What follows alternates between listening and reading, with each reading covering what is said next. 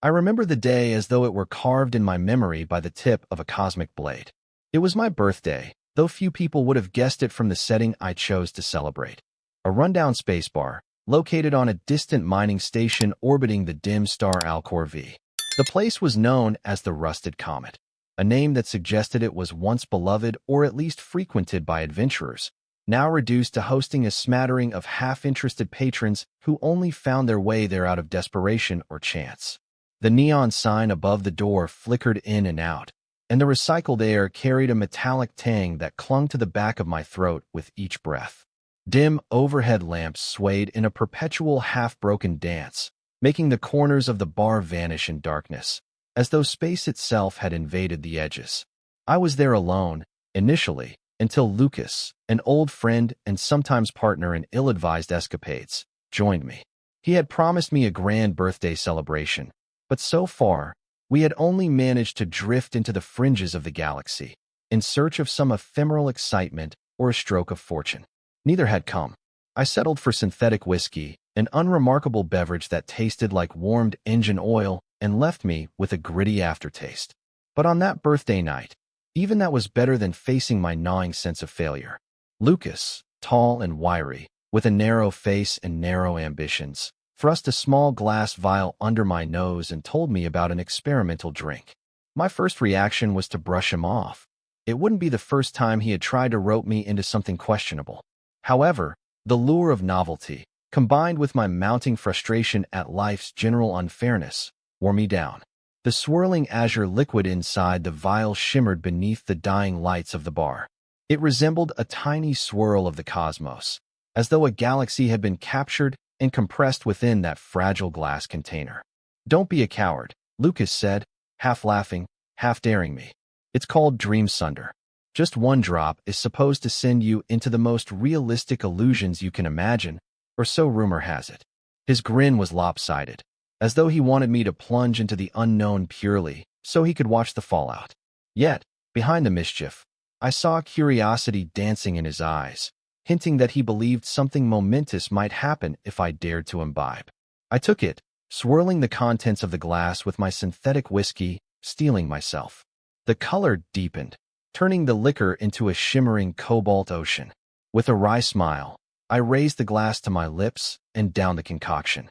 The initial burn was fierce, far more intense than any spirit I had consumed. My vision blurred around the edges, turning the bar's interior into a watercolor swirl of shapes and colors. I remember hearing Lucas's voice, oddly distant and distorted, congratulating me with faint applause. The last thing I sensed before darkness claimed me was a dull thud, my head hitting the tabletop. And then there was nothing at all.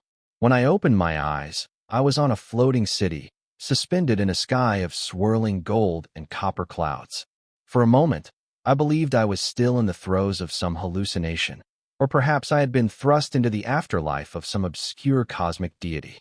Yet, as I willed my eyes to focus, I discovered the city was constructed of gleaming metal spires, connected by bridges that pulsed with an emerald glow. The wind was gentle, carrying a floral aroma that I could not identify, sweet and slightly alien, reminiscent of petrichor from worlds I had never visited.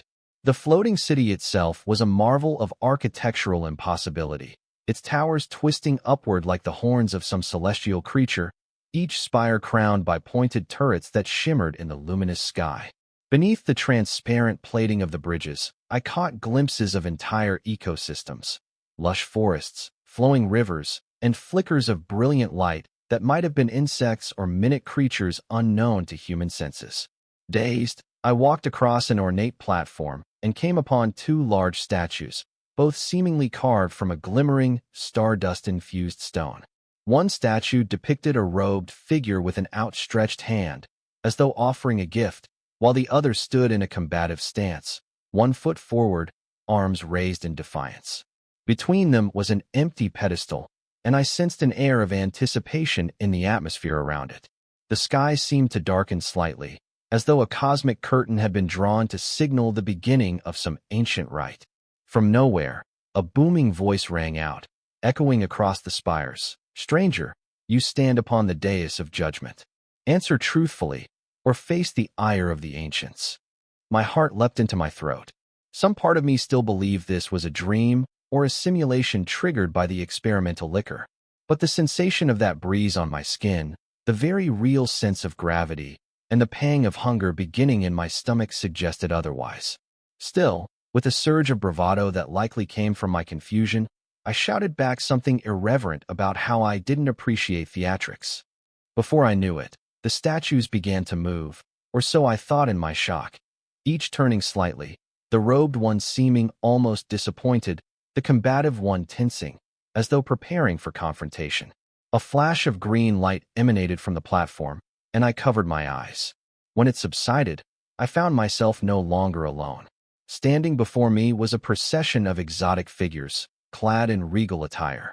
At the head was a resplendent being I assumed to be Princess Seraphina, a tall, elegant alien woman with opalescent skin that shimmered with subtle lavender undertones. She wore a diaphanous gown woven from silver threads, each thread glinting in the luminescence of that strange sky. A crown adorned her head, composed of precious metals and stones that flickered with an otherworldly brilliance. Her eyes were a bright, liquid silver, and when they fell upon me, I felt an unexpected jolt. I, in my disheveled, drunken confusion, had no notion of protocol in this bizarre environment.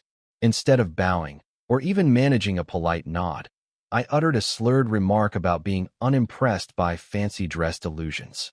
My words echoed, and a hush fell over the entire assembly. The princess's entourage stared at me with expressions ranging from shock to outrage. Yet Princess Seraphina herself maintained a curious calm, as though studying a rare creature for the first time.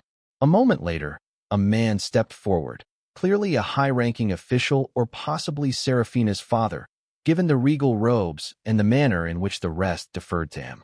He spoke in a tongue that at first I did not recognize.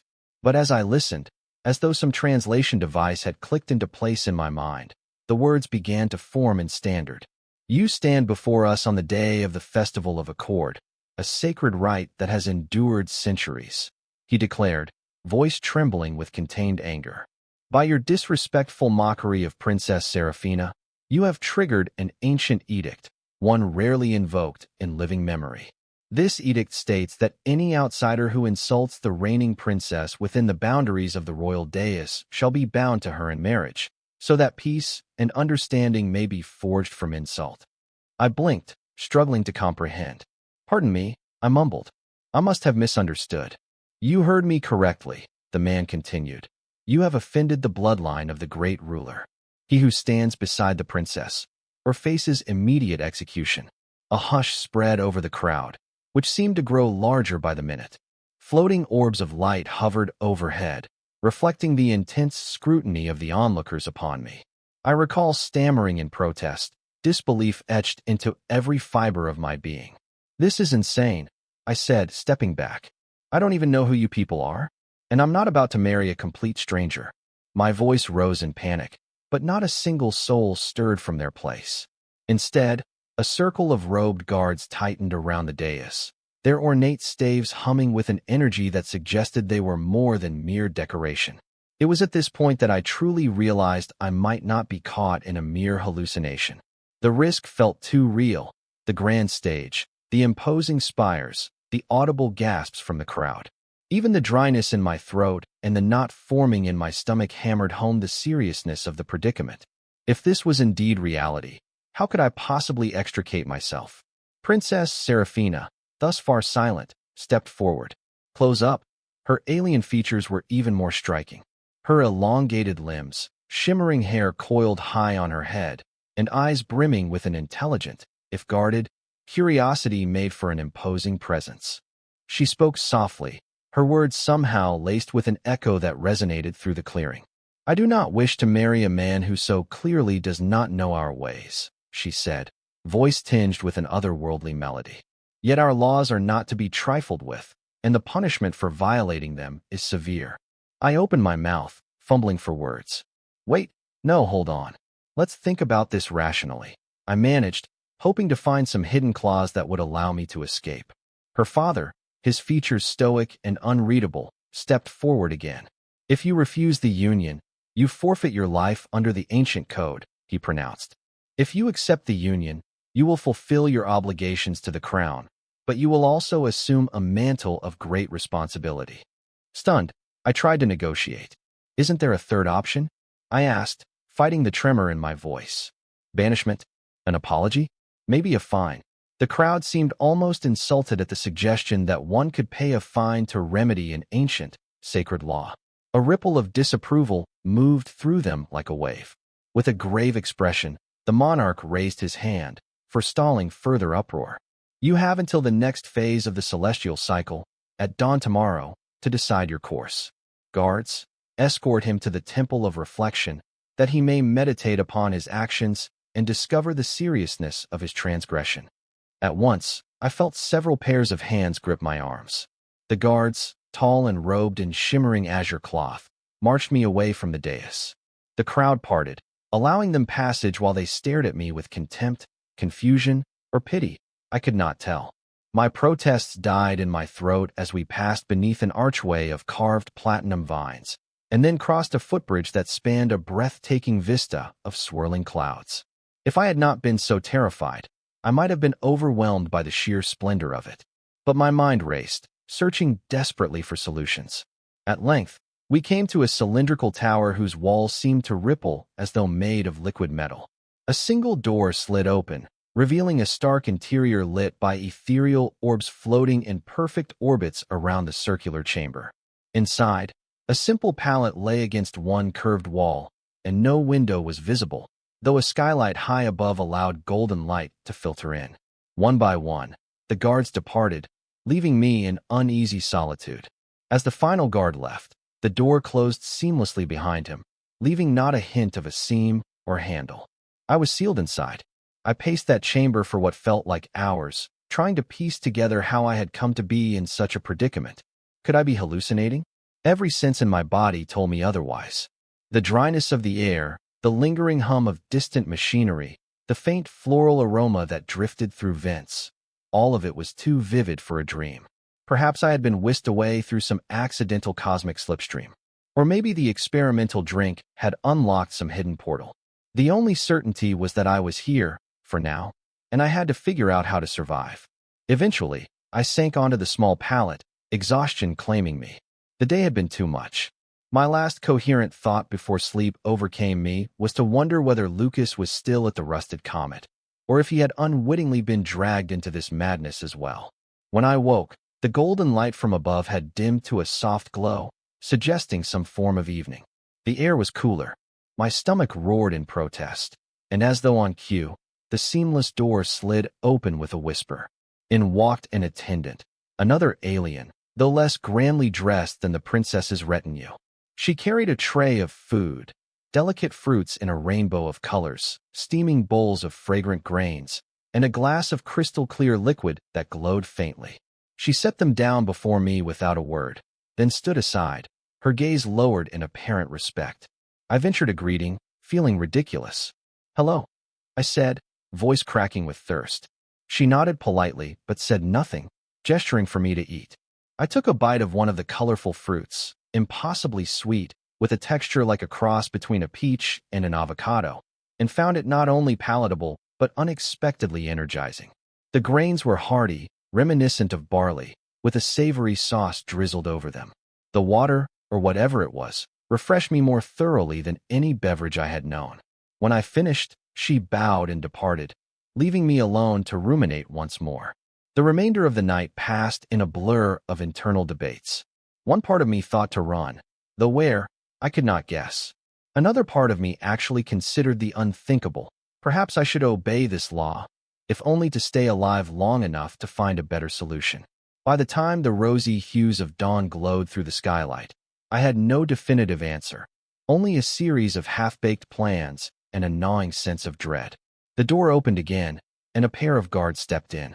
They made no threat, but motioned for me to follow. So I rose, the aches of my prior day's confusion subsiding somewhat, and allowed them to escort me through the towering spires once more. This time, the floating city was alive with activity. Skyships, crafted with hulls of glimmering metal and powered by unknown energies, drifted between the tall spires, ferrying goods and people of all shapes and sizes. The wind carried musical notes, a distant hymn performed by unseen choirs. Market stalls brimmed with exotic wares, shimmering fabrics, glowing crystals, and mechanical devices that seemed to defy known laws of technology. Yet, the moment onlookers caught sight of me, guided by royal guards, whispers and sharp glances quickly followed. Eventually, we arrived at a grand auditorium, the walls formed of swirling metal patterns that seemed to shift with the changing light. Inside waited the princess and her father, the great ruler, whose expression was impassive. A semicircle of dignitaries stood behind them, cloaked in the regal blues and silvers that signified their high standing.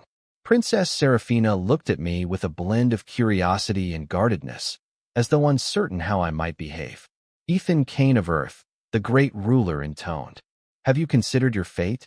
I drew a shaky breath, my mind reeling with the memory of the guard's staves and the unyielding tradition. "I have," I began, trying to keep the quaver from my voice.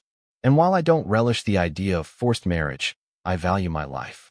I will not say no to your law." There was a murmur in the assembly. I saw flickers of relief, or possibly satisfaction, among some of the nobles. Princess Seraphina's gaze flickered, but her expression remained carefully schooled. The great ruler nodded. "Then it is decreed. You shall undergo the betrothal rites in 3 days' time, at the High Temple. But know this, the union is not merely ceremonial. You must prepare yourself to fulfill the responsibilities of a consort, to stand beside Seraphina in matters of state, culture, and tradition. And should you violate our ways again, your fate shall be sealed." The next days rushed by in a whirlwind of alien customs, elaborate ceremonies, and endless etiquette lessons.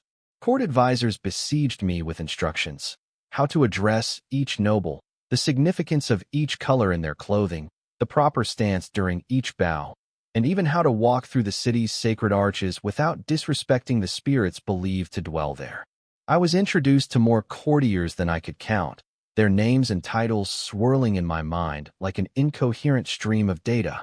To my surprise, Princess Seraphina made an effort to teach me personally, albeit in short, polite sessions. She seemed aloof yet not unkind, guiding me through the labyrinthine halls of the palace and explaining the meaning behind the intricate mosaics that adorned the walls. Each mosaic told a story of her people, from their mythic origins among the stars to their triumphant construction of the floating city.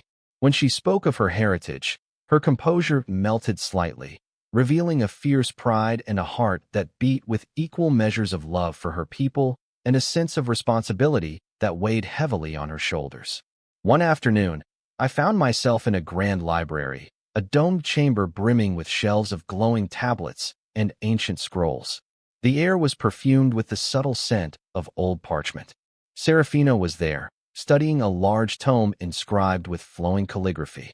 I cleared my throat politely. "Your Highness," I began, still awkward with the formal address. "I wanted to apologize for insulting you when I first arrived." She turned, her silver eyes narrowing slightly. "You were frightened," she said softly, "and confused, I imagine. None of this can be easy for you. But our traditions are older than we can trace, and for better or worse, they govern our actions. We must abide by them." Our eyes met, and for the first time, I sensed a strange resonance, as though each of us was trapped by circumstances beyond our control, both trying to uphold our dignity in the face of an ancient mandate. I ventured a small smile. "I can see that you have a deep connection to your people," I said quietly. "I'll do my best not to offend you or them any further." She nodded, returning her gaze to the tome. "I believe you," she answered, "though belief must be tested by action. Now, let me show you the story of the fifth spire. It is said that our ancestors built it in a single day when they first discovered the arc crystals. This knowledge might help you understand why my father so fiercely upholds our laws." She went on to explain that her father, King Aurelius, had once been a beloved prince who championed reforms, but as time passed and tradition weighed upon him, he became more rigid, determined to keep the peace through strict adherence to ancestral codes. "He is not unkind," she murmured, "but he is afraid that if even one stone is dislodged from the foundation of our laws, the entire city might one day fall from the sky." In the nights leading up to the betrothal, I found myself more entangled in the palace's intrigues. Whispers in the corridors spoke of rival factions, old feuds between powerful families, and dissenters who believed the monarchy should evolve beyond the ancient ways. Some whispered that Seraphina herself had, in private, advocated for change, while others insisted she was as rigid as her father. The question on everyone's lips was whether the forced marriage to a stranger, an off-worlder, no less, would serve to unify or to fracture their society. To my relief, I discovered that Lucas was also in the city, though under house arrest of sorts in a separate wing of the palace. Apparently, after I had vanished, the same phenomenon that took me had whisked him away, depositing him in a courtyard among startled courtiers. He was being detained until the authorities could determine if he played a part in my indiscretion.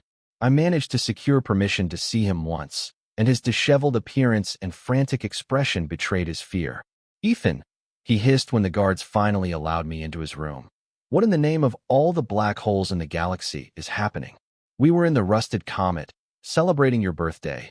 I gave you that weird shot, and the next thing I know, I'm here in some kind of alien prison. They're telling me you're to marry their princess? This is mad." I let out a humorless laugh. "You're preaching to the choir, pal. It's madness, but these people take their laws seriously. I'm trying to keep both of us alive until we figure out a plan." We spoke in hushed tones, exchanging whatever information we had gleaned. Lucas had learned nothing more than I already knew, except that rumors about me had spread like cosmic wildfire, fueling both concern and curiosity throughout the city. In hushed corners, some called me the Harbinger or the Outsider, though the tone in which they said those names varied greatly. As the betrothal day approached, the tension in the air grew palpable.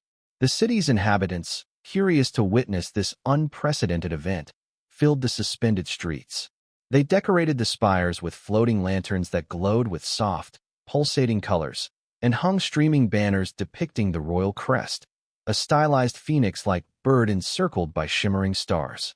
Despite the cheerful decorations, there was an undercurrent of uncertainty, as though everyone was holding their breath, unsure of whether this union would be a blessing or a catastrophe. Finally, the day arrived.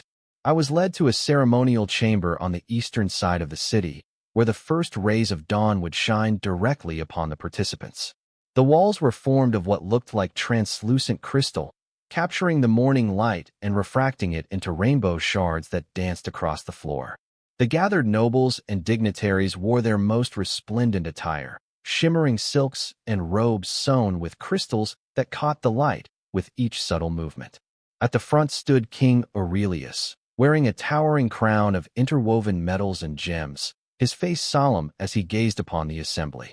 Princess Seraphina entered, accompanied by a retinue of attendants who carried her train of glimmering fabric. She looked radiant, her alien features framed by an intricate headdress that seemed woven of living light. My heart pounded as she took her place beside me, her eyes flickering with equal parts determination and apprehension. A priest-like figure, robed in swirling gold and azure, began reciting the vows, invoking ancient cosmic forces, the blessings of the city's ancestors, and the unity of star and spire. I caught only fragments of the archaic language, though some essence of meaning seemed to seep into my mind, as though the words themselves had power.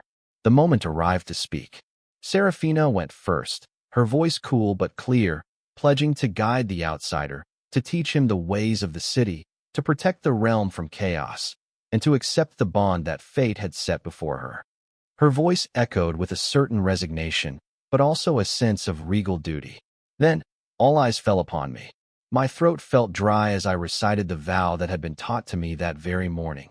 I, Ethan Kane, do solemnly bind myself to you, Princess Seraphina, for the sake of harmony, with a heart that seeks understanding, a mind that offers respect, and a hand that pledges aid.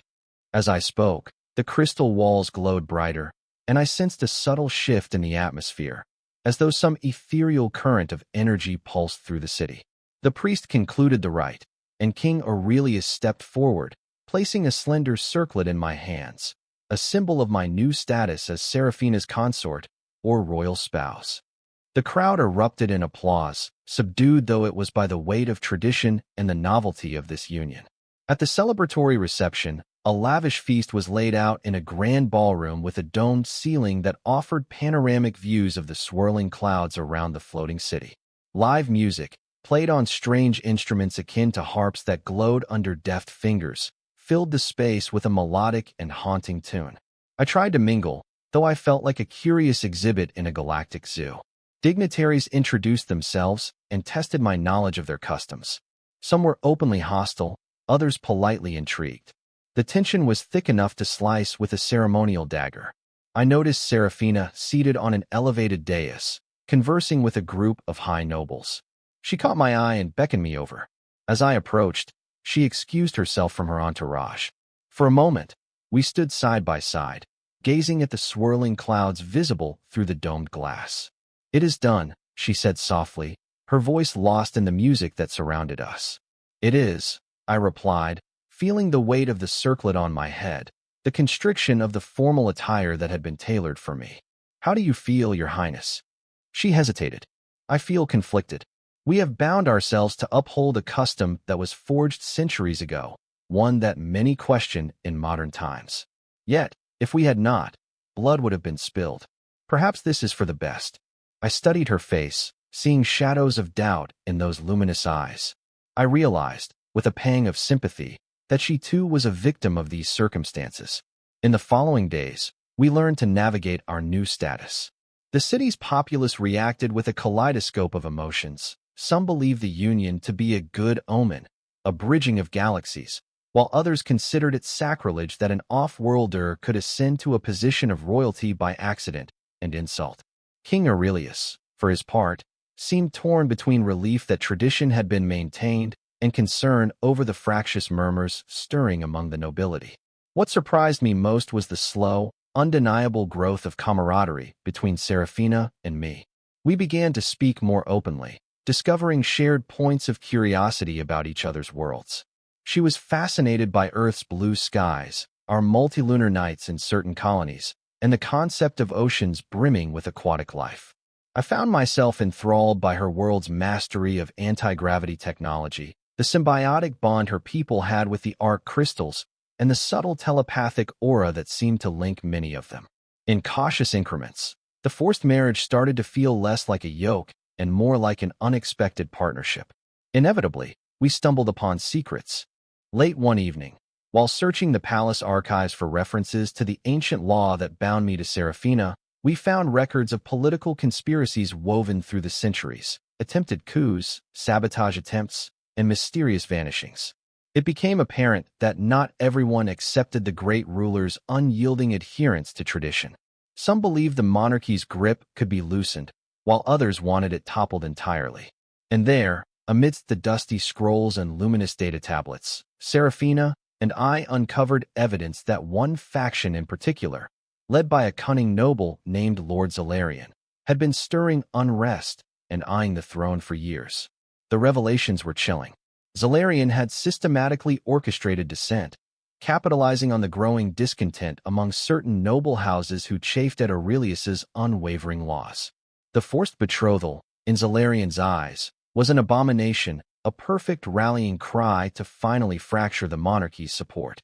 Worse still, we learned that Zalarian had a plan set in motion, a plan that might involve assassinating key members of the royal family, including Seraphina and me, thus plunging the city into chaos and paving the way for his ascendancy.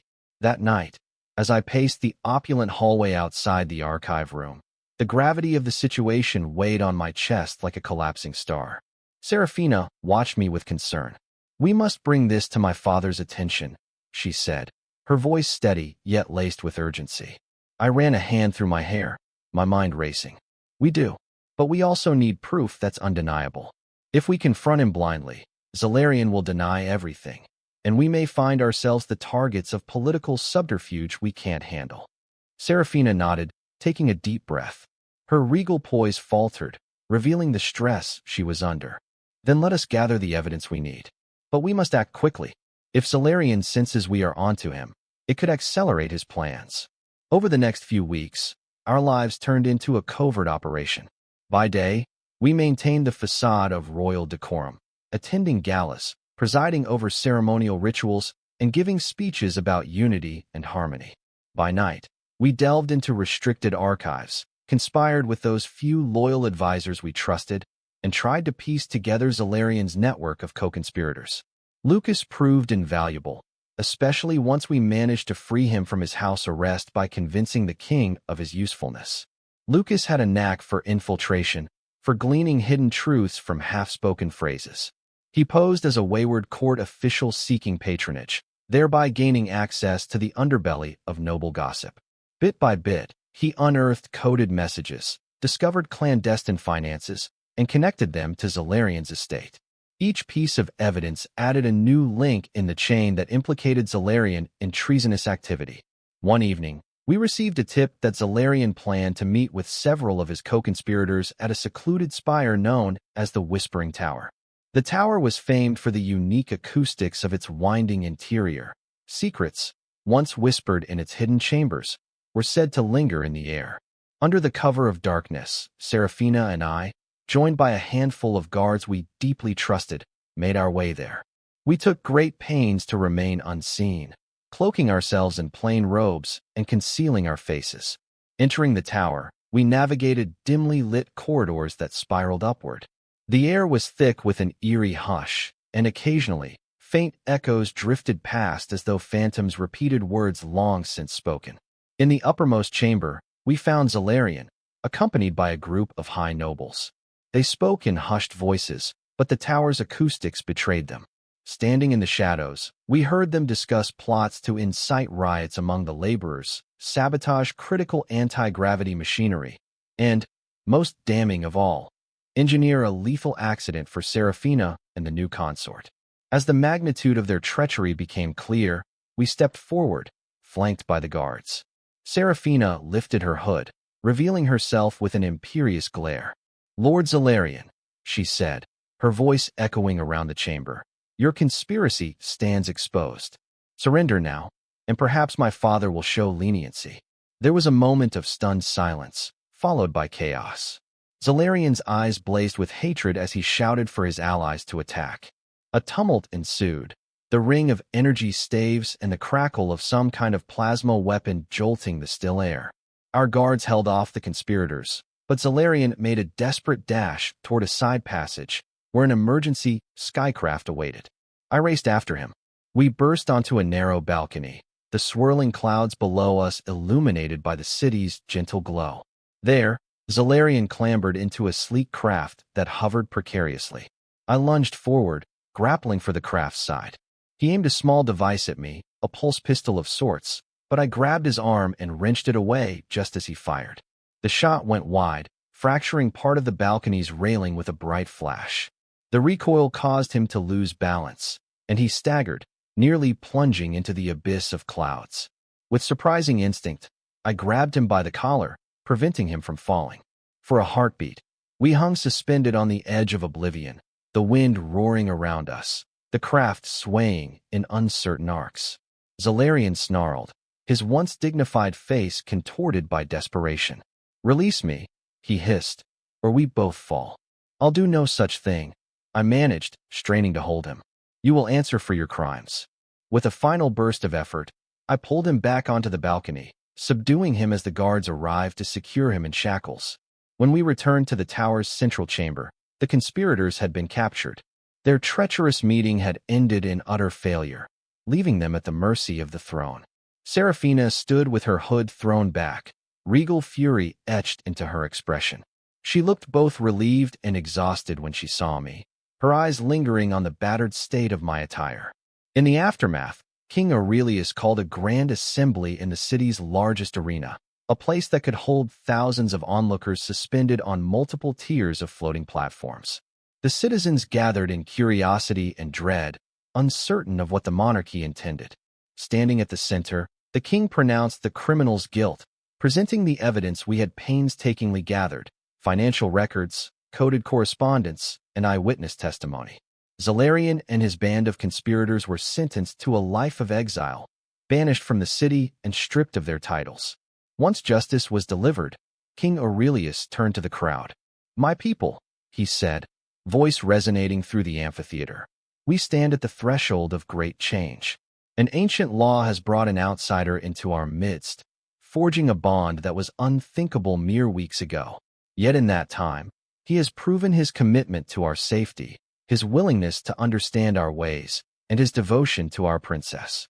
Let this day mark not only the triumph of justice, but the beginning of a new era of collaboration.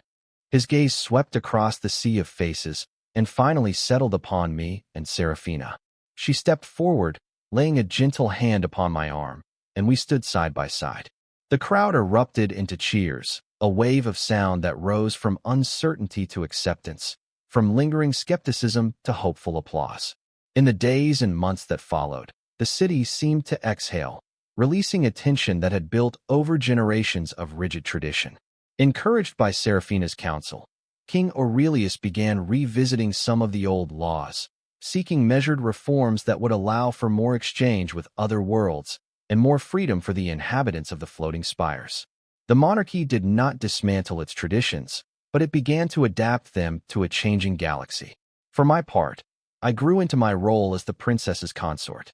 Though I never fully lost my awkwardness with certain alien customs, the people grew accustomed to seeing me join Seraphina in diplomatic ceremonies, or hearing me address them in halting attempts at their ancestral language. Lucas, free of suspicion, became a valued advisor, bridging practical knowledge from Earth's trade and technology to the city's sophisticated but insular systems. He even managed to open a modest establishment, a refined lounge that served an adapted version of the Rusted Comet's more palatable drinks, and it became a favorite haunt for travelers from far-flung worlds.